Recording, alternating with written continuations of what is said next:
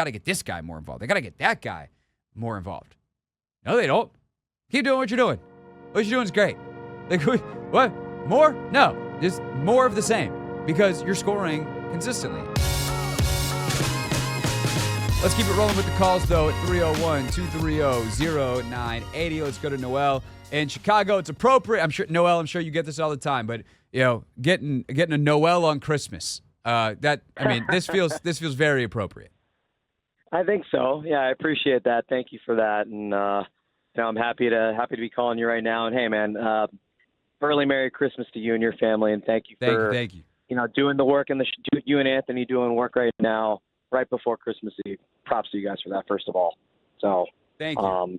How you feeling about the Commanders, Noel?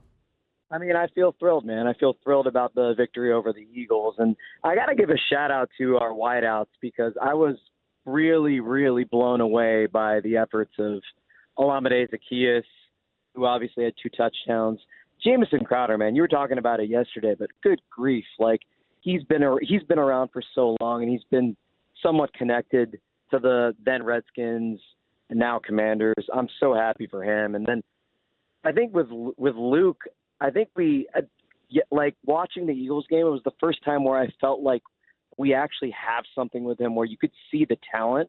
It's obviously not been, realized yet as far as how Cliff wants to utilize him more regularly as far as like in our offensive sets. But I really think that Luke's got something, and hopefully we can figure that out. But I really am happy with what the wideouts did on Sunday, and hopefully we can keep it going against Atlanta. So, yeah, Noel, thanks for the call, and I'm glad you brought up the receivers because I think you brought up a couple things or jogged my mind on a couple things that I wanted to talk about. So first, before I let you go, Merry Christmas. Thanks as always for your calls. Really appreciate you listening. Thanks, dude. It's Noel in Chicago with us.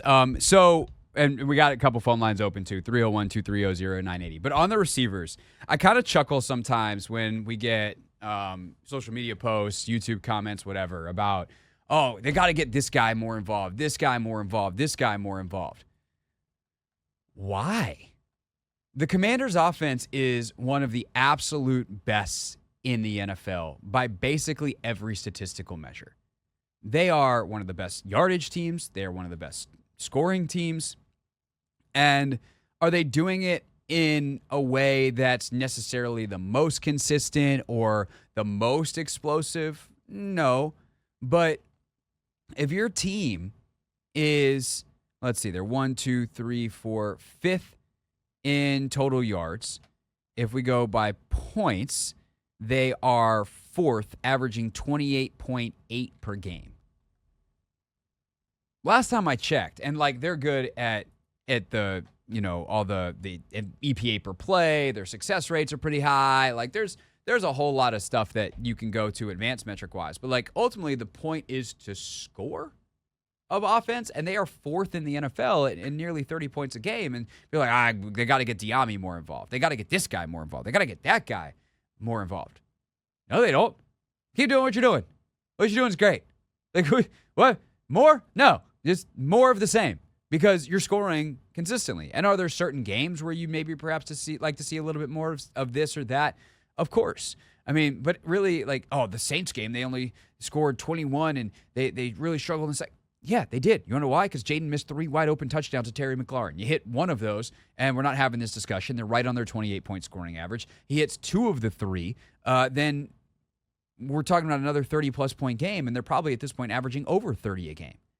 And so I think that we have to be realistic about, hey, these wide receivers are playing pretty well considering their talent levels, and they're finding really good ways to use them. But also, because the passing volume has been limited, they're a much heavier run team than other teams in the NFL. There are limited opportunities. And because they've mixed and matched these guys in certain games, they're still discovering, oh, wow, Luke can do that because Luke hasn't had the opportunities. That's fine. They didn't need to give him the opportunities. They've scored plenty without him. But what happens when you do? Oh, we find out this. Okay, well, I guarantee you over the next 2 weeks, we're going to see more Luke McCaffrey screens. Once they figured out Diami was good at that, they started throwing him 2 to 3 a game.